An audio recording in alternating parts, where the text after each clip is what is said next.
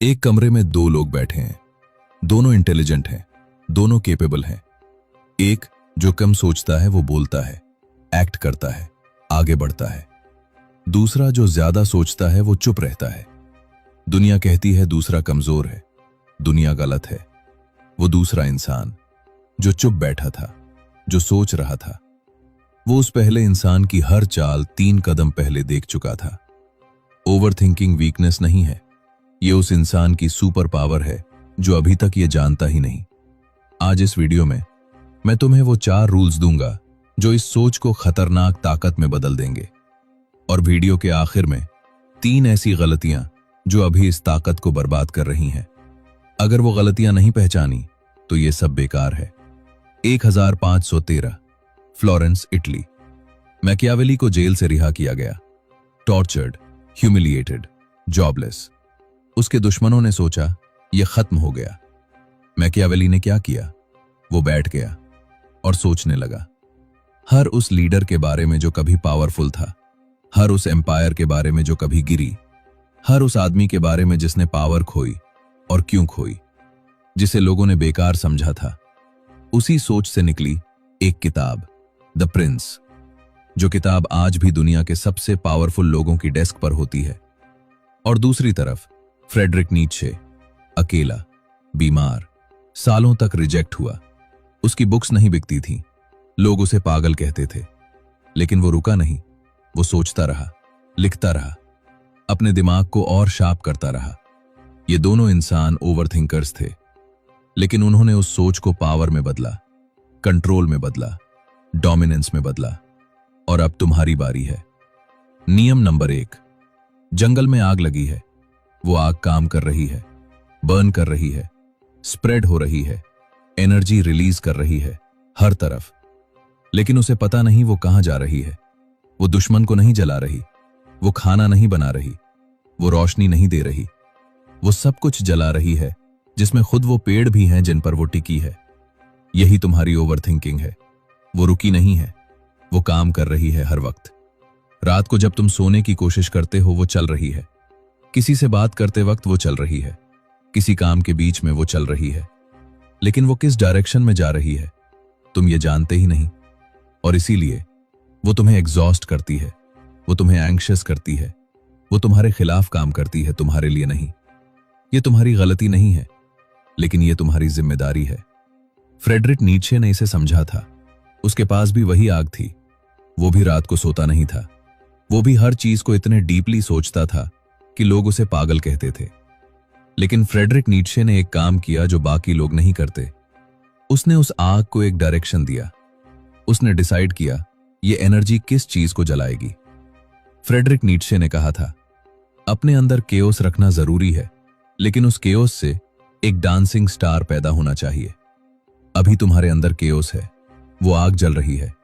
सवाल ये नहीं है उसे बुझाओ कैसे, सवाल ये है उसे एम कहां करो। और यहां मैकियावेली आता है। मैकियावेली ने द प्रिंस में एक बात लिखी थी जो जनरल्स के लिए थी, लेकिन वो तुम्हारे लिए भी है।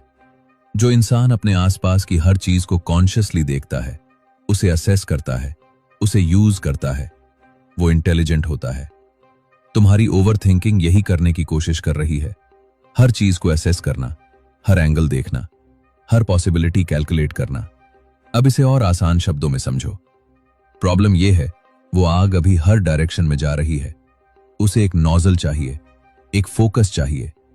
तो अब से जब भी वो आग भड़के, जब भी माइंड रेस करने लगे, एक ही सवाल पूछो खुद से, ये सोच मुझे किस पोजीशन में रखती है? क्या ये सोच मुझे उस इंसान के बारे में कुछ ऐसा बता रही है जिसे मैं यूज कर सकता हूं? क्या ये सोच मुझे कोई ऐसा एंगल दे रही है जो किसी और को नहीं दिखता? क्या ये सोच मुझे आगे ले जा रही है या सिर्फ मुझे अंदर से खा रही है? अगर आगे ले जा रही है, उसे जलने दो, उसे और तेज करो, उसे अपना वेपन बनाओ। अगर सिर्फ खा रही है, तो उसे वहीं खत्म कर दो, इससे पहले कि वो तुम्हारी एनर्जी खा जाए। जंगल की आग तबाही है, डायरेक्टेड आग वो इंजन है जिसने दुनिया बदली। तुम्हारे अंदर इंजन है, बस अभी तक कोई स्टीयरिंग व्हील नहीं था। यह रूल तुम्हारा स्टीयरिंग व्हील है। नियम नंबर 2, पैटर्न पहचानना सीखो। ज्यादातर लोग भविष्य जानना चाहते हैं, लेकिन इतिहास के सबसे शक्तिशाली लोग भविष्य जानने की कोशिश नहीं करते थे। वे पैटर्न समझते थे, और पैटर्न भविष्य से ज्यादा शक्तिशाली चीज है। मान लो कोई इंसान तुम्हारे साथ 5 बार झूठ बोल चुका है। क्या छठी बार उसके झूठ बोलने की संभावना ज्यादा है? बिल्कुल। यह भविष्यवाणी नहीं है, यह पैटर्न पहचानना है। मान लो कोई व्यक्ति सिर्फ तब तुम्हें याद करता है जब उसे काम होता है, फिर गायब हो जाता है, फिर जरूरत पड़ने पर वापस आता है। क्या यह संयोग है? नहीं, यह पैटर्न है। और जिंदगी में ज्यादातर लोग संयोग ढूंढते रहते हैं, जबकि शक्तिशाली लोग पैटर्न ढूंढते हैं। मैकियावेली ने यही किया था। उसने हजारों लोगों को देखा, राजाओं को, सैनिकों को, धार्मिक नेताओं को, व्यापारियों को, और फिर उसने एक चीज समझी, इंसान बदलते कम है, दोहराते ज्यादा है। यहीं से शक्ति पैदा होती है, क्योंकि जब तुम पैटर्न देख लेते हो तो लोगों के अगले कदम का अंदाजा लगाना आसान हो जाता है। अब ध्यान से सुनो, तुम्हारी ओवर थिंकिंग की असली ताकत क्या है? तुम सामान्य लोगों से ज्यादा चीजें नोटिस करते हो। समस्या सिर्फ यह है कि तुम उन चीजों को जोड़ते नहीं, तुम उन्हें डर में बदल देते हो। कोई जवाब देर से आया, तुम सोचते हो शायद वो मुझसे नाराज है, लेकिन रणनीतिक सोच क्या पूछेगी? क्या यह पहली बार हुआ है? क्या यह उसका नियमित पैटर्न है? क्या इसके पीछे कोई और कारण हो सकता है? यहीं पर भावनात्मक सोच खत्म होती है और विश्लेषणात्मक शक्ति शुरू होती है। याद रखो, एक घटना कुछ नहीं बताती, 2 घटनाएं संकेत देती हैं, लेकिन 3 बार दोहराया गया व्यवहार एक पैटर्न बन जाता है। और जो इंसान पैटर्न देख लेता है वो अक्सर दूसरों से पहले खतरा देख लेता है, मौका देख लेता है और धोखा भी देख लेता है। यही कारण है कि कुछ लोग हमेशा तैयार दिखाई देते हैं, क्योंकि वे भविष्य नहीं देखते, वे पैटर्न देखते हैं। लेकिन यहां एक समस्या है, जितना ज्यादा तुम पैटर्न देखोगे उतना ज्यादा तुम्हें खतरे भी दिखाई देंगे, उतना ज्यादा तुम्हें संभावित असफलताएं भी दिखाई देंगी। और अगर तुमने उस डर को संभालना नहीं सीखा तो वही ताकत तुम्हारे खिलाफ काम करने लगेगी। यहीं से शुरू होता है तीसरा नियम, सबसे खतरनाक नियम, क्योंकि यह सिखाता है कि डर को कमजोरी नहीं, रणनीति में कैसे बदला जाता है।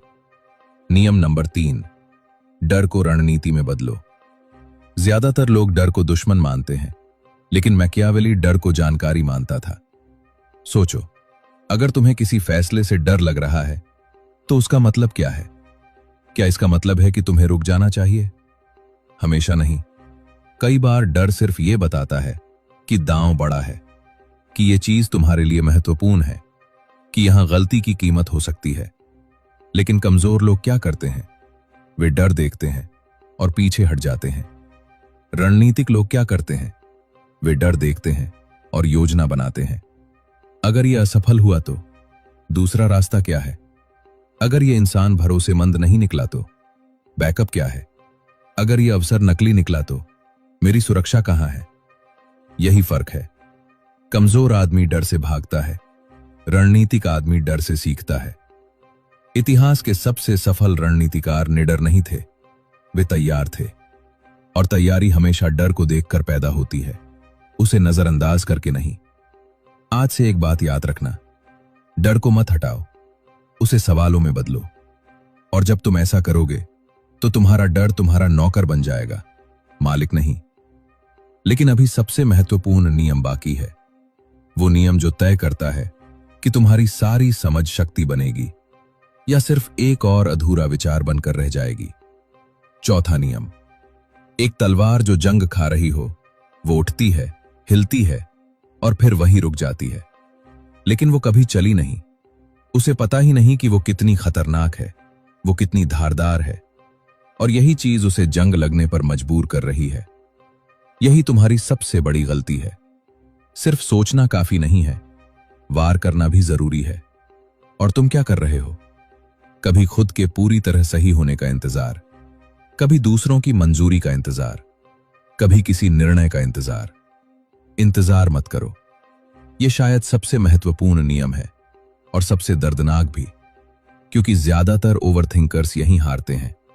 वे सब कुछ समझ लेते हैं, वे खतरे देख लेते हैं, वे मौके देख लेते हैं, वे पैटर्न भी देख लेते हैं, लेकिन वे कदम नहीं उठाते।